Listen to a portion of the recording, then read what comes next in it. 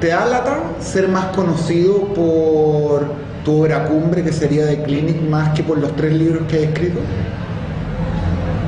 No, no por el momento, porque creo que efectivamente lo más interesante, atractivo y creativo y literario que he hecho es The Clinic.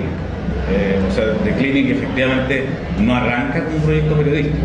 En el comienzo no era un grupo de periodistas que se reunían a hacer una publicación, era más bien un medio de expresión que tenía tanto lo gráfico como lo, si tú quieres, lo poético de por medio, más que lo periodístico.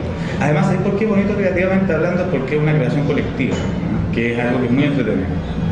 Muy entretenido. ¿Cuál sería, crees tú, el aporte más distintivo de The Clinic? Yo creo que el Clinic, en primer lugar, lo que hizo fue sumar voces.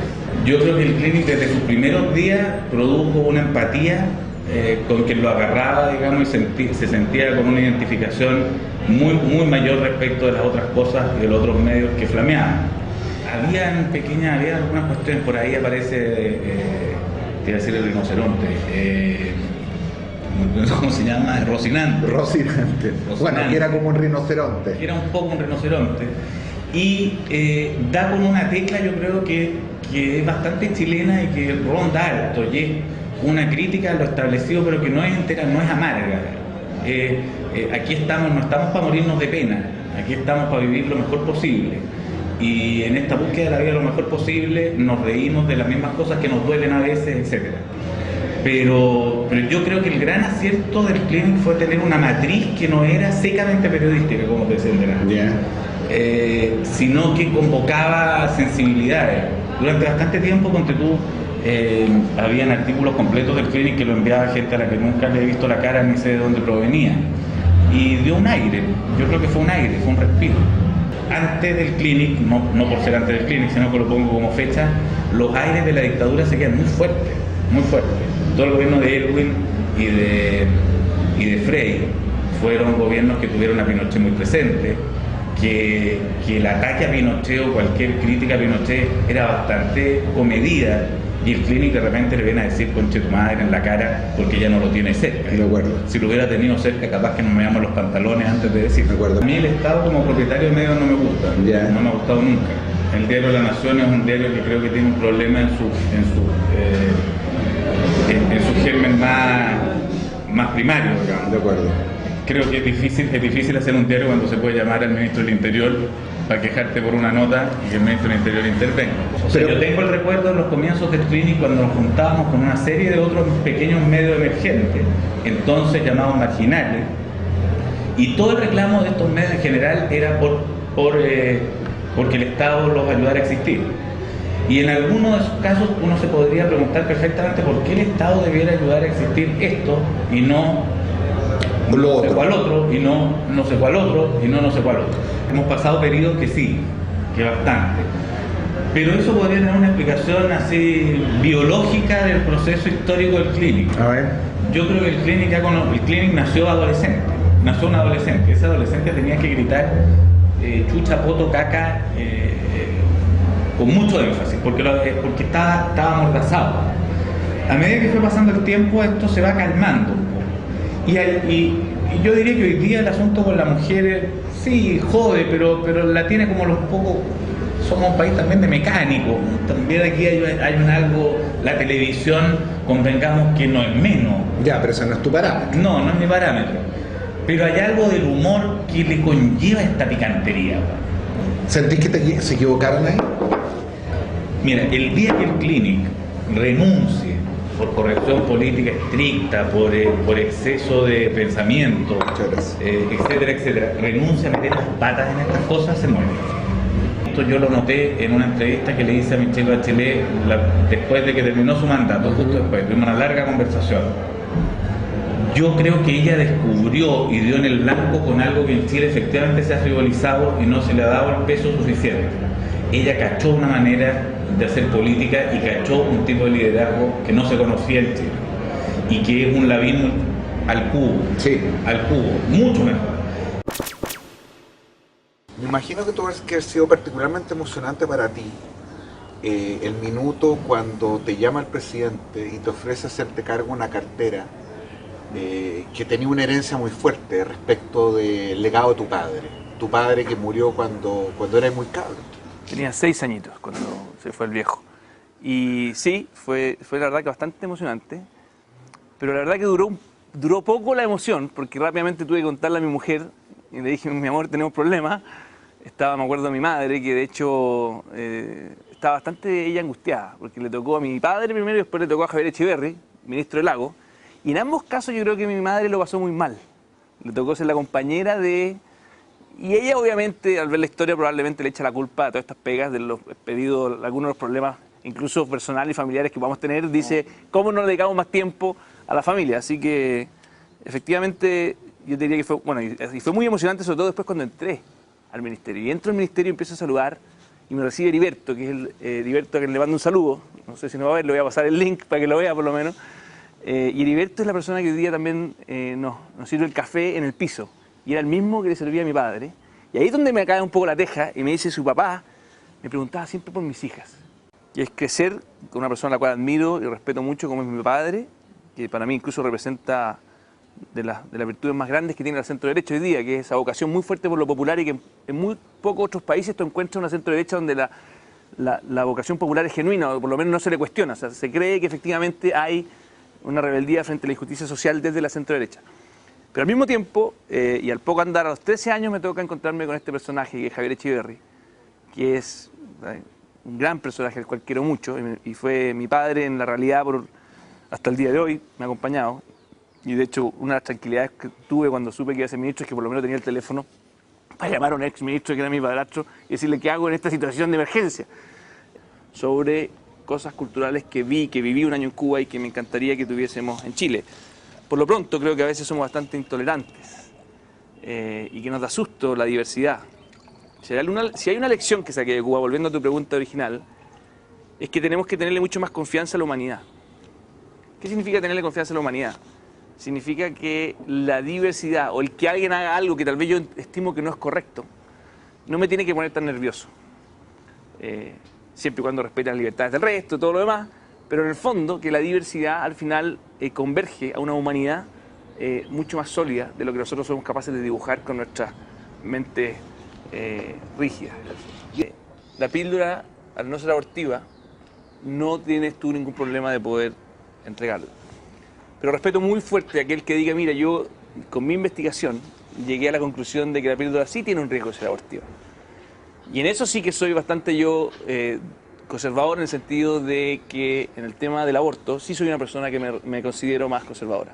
O sea, en el tema del aborto, y al igual que con los derechos humanos, ahí yo empiezo a vincular mundos que parecieran antagónicos, porque en el fondo tienes personas que son muy estrictas con los derechos humanos, los cuales yo me adhiero 100%, y que son tal vez muy liberales frente al aborto. A mí me cuesta separar esas dos visiones, y en ese sentido tal vez en algún lado algunos me podrían catalogar como muy conservador y en otro lado muy liberal, porque soy igual de tal vez estricto con el tema de los derechos humanos como lo soy con la vida de un niño que está por nacer. El tema de pobreza me parece bastante preocupante, y de hecho creo que ahí el pecado de omisión también fue muy grande, de no haber tenido evaluaciones rigurosas de programas tan importantes como el Chile Solidario, que era el caballo de batalla para poder derrotar la pobreza extrema, y que siendo evaluado bastante mal en dos ocasiones no se hicieron reformas hace ya 5 años. Ni se quiso evaluar desde el principio tener un diseño que te permitiera evaluarlo. Por lo tanto, y yo lo he dicho en todas partes, aquí efectivamente hubo una intención muy positiva de la concertación. Yo no niego la vocación social de la concertación y la conozco muy bien. Lo que sí cuestiono y critico es que no hayan puesto a sus mejores hombres con la rigurosidad con la cual tal vez manejaron las cifras macroeconómicas en algunos casos para los temas sociales, y no hayan puesto la voluntad política para ser igualmente exigentes con los resultados y con la rigurosidad para asegurarse que la política social y el gasto social tenía impacto en la calidad de vida de las personas. De la derecha, es decir, suponiendo, como le gusta decir a Marco, vamos a jugar el juego, suponiendo que aquí hay algo más que los caprichos del presidente, que esto no es como critican incluso sus aliados del gobierno de Piñera, sino que aquí hay un esfuerzo deliberado, intencional, por refundar el proyecto de la centro derecha. ¿Qué espacio ocupa Felipe Kast, Ena von Baer, Felipe Bulnes?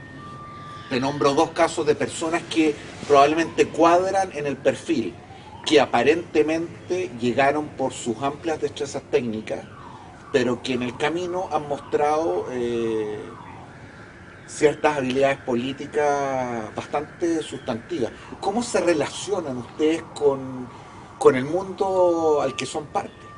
Yo creo que tanto todos los nombres que tú mencionaste, Ena, Felipe, quien habla, tenemos una responsabilidad. Y tenemos una responsabilidad que si no la tomamos, y no solamente nosotros, sino que diputados como Joaquín Godoy, como Ernesto Silva, toda esta nueva generación tiene una responsabilidad ineludible.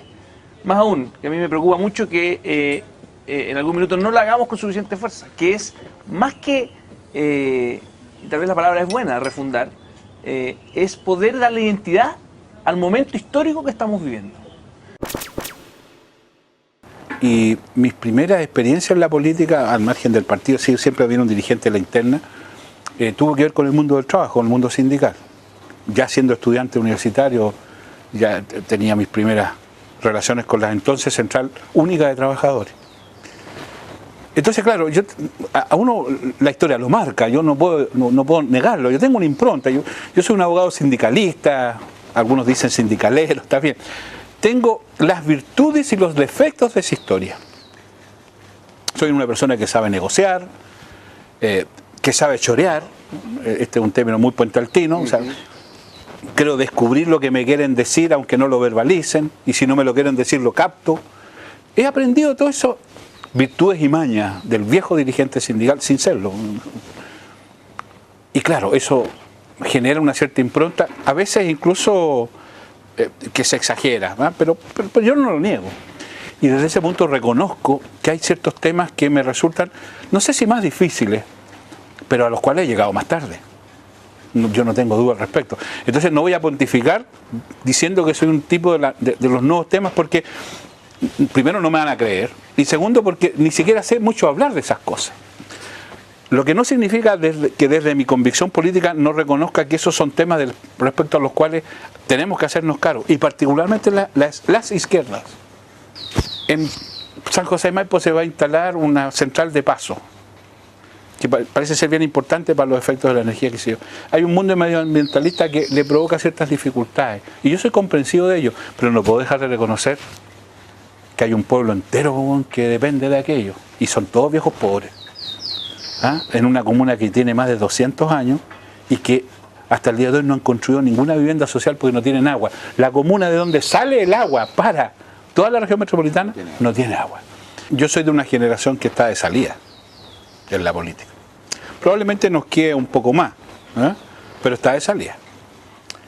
Y a diferencia, y aquí rompo el estereotipo, yo me siento un tipo de transición.